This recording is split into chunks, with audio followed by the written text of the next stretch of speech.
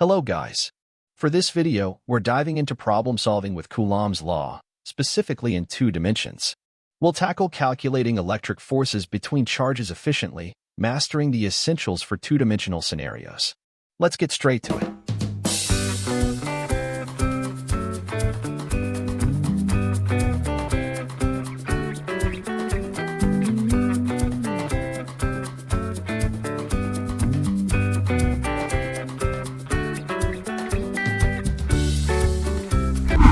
Consider 4-point charges arranged in space. Q1 is placed at the origin, 0, 0, with a charge of plus 5 microcoulombs.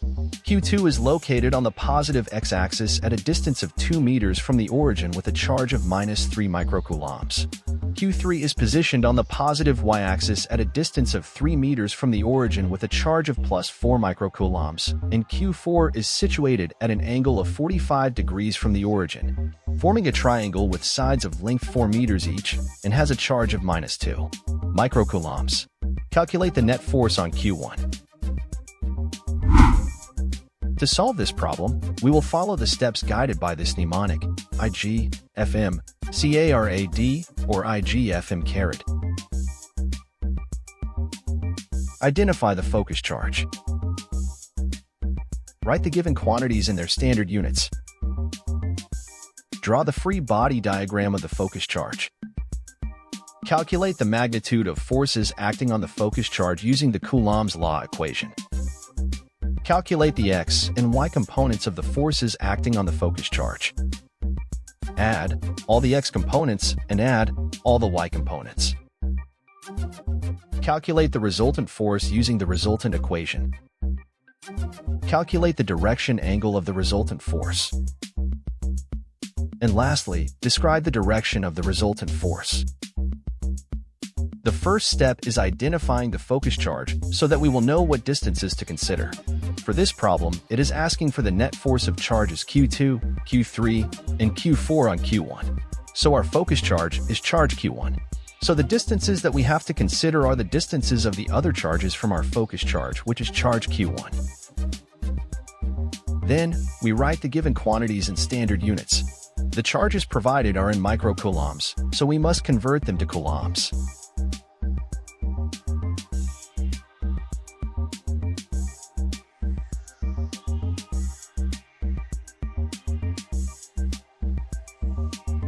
The units for the distances are already in meters.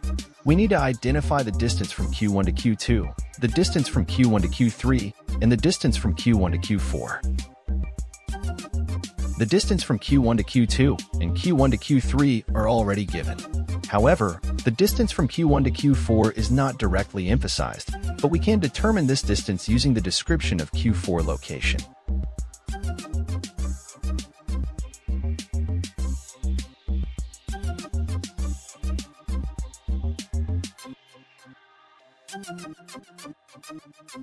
Next is we draw the free body diagram. We first draw the locations of charges Q1, Q2, Q3, and Q4 as described by the problem.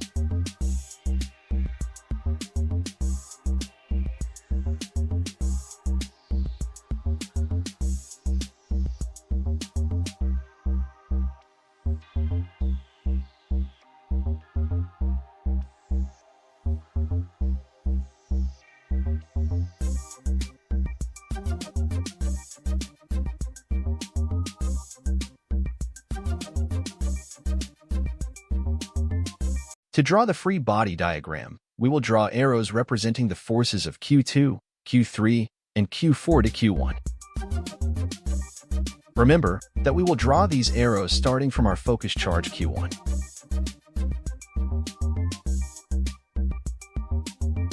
Positive Q2 is attracting Q1.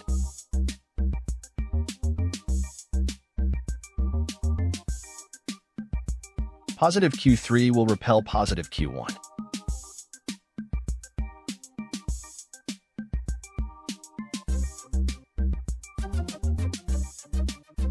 Negative Q4 will attract positive Q1.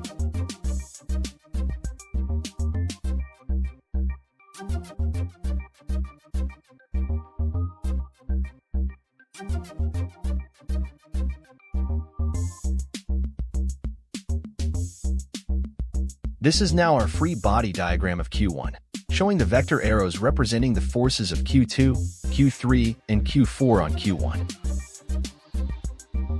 Now we are ready to proceed to the next step, solving for the magnitude of these forces.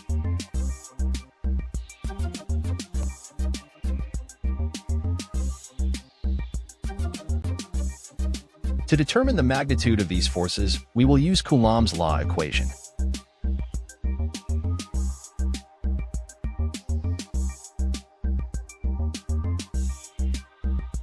Let's start with the force of Q2 on Q1.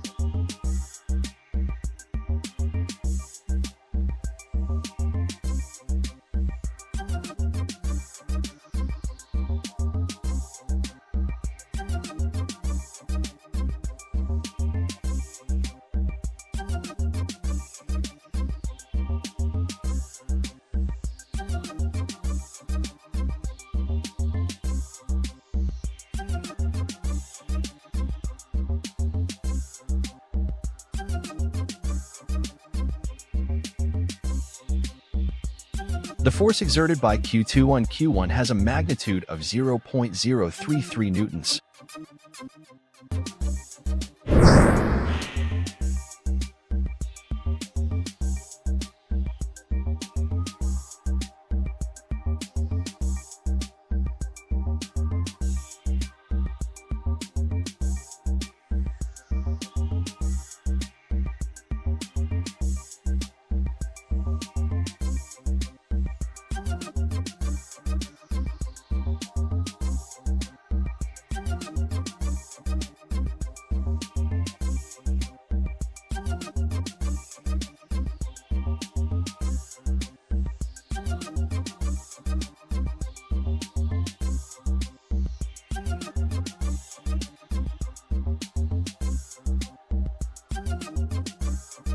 Q3 is exerting a pushing force of 0.020 newtons on Q1.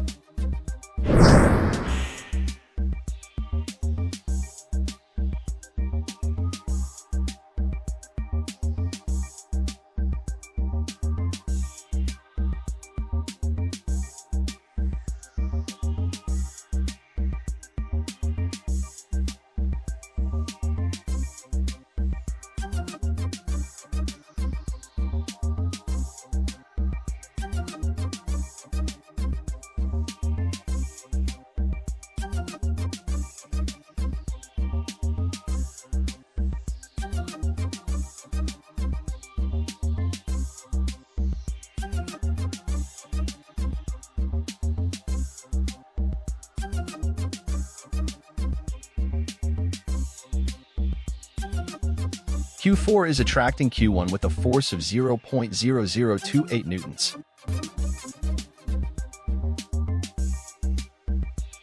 After determining the magnitude of the forces, we will calculate their x and y components.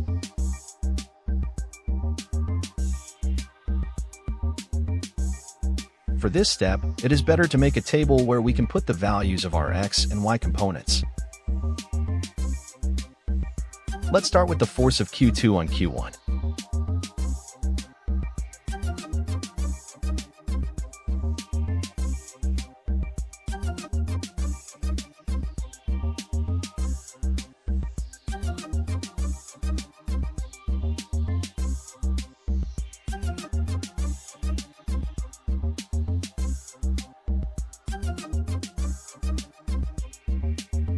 The force of Q2 is horizontal, so it has no vertical or y component. Determining the x and y components of the force of Q3 on Q1. The force of Q3 is downward, therefore, it has no horizontal or x component.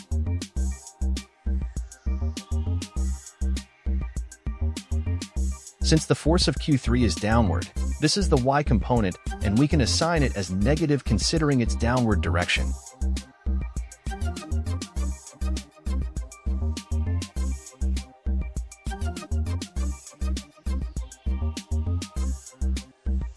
The force of Q4 is directed at an angle, therefore, We will calculate the x and y components of the force of Q4 on Q1 by using cosine and sine functions.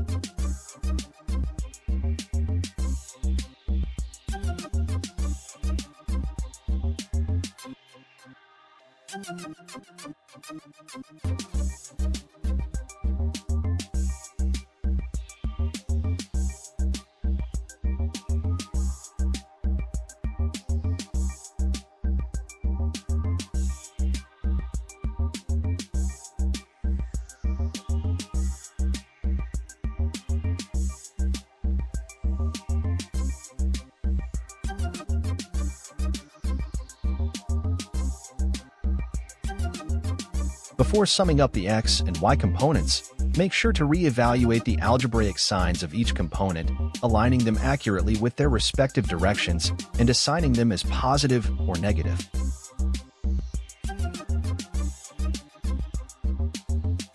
After assigning negative or positive signs to the components based on their directions, we can proceed with the addition of the x and y components separately.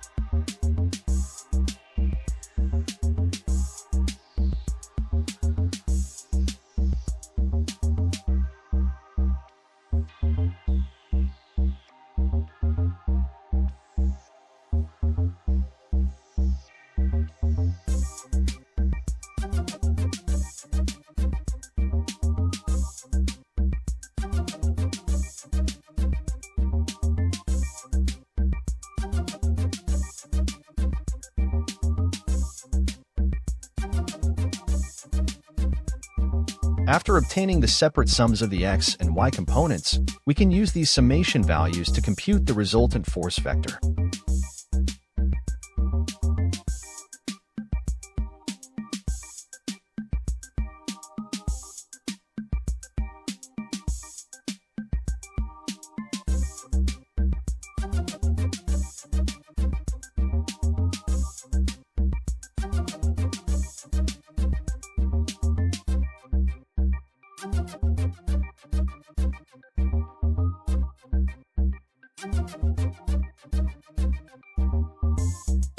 The net force magnitude of charges Q2, Q3, and Q4 on Q1 is 0.039 newtons.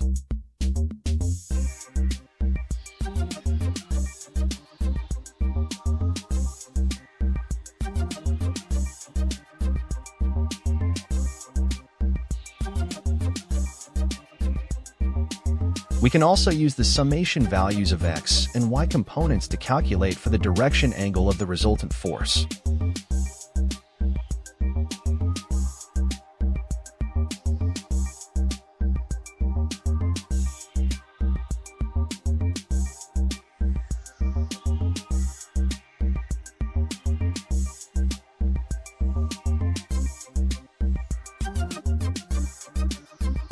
The resultant net force of Q2, Q3, and Q4 on Q1 is directed 27 degrees below the positive x-axis.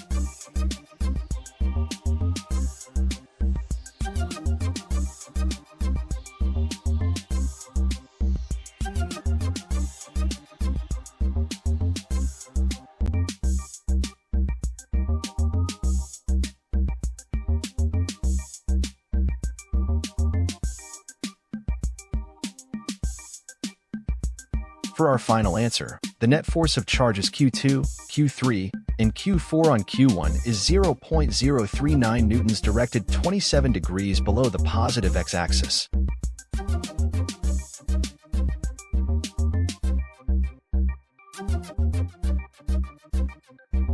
Now try your understanding with this problem. From the previous problem, let's change Q4 to a positive charge with a value of positive 2.0 microcoulombs.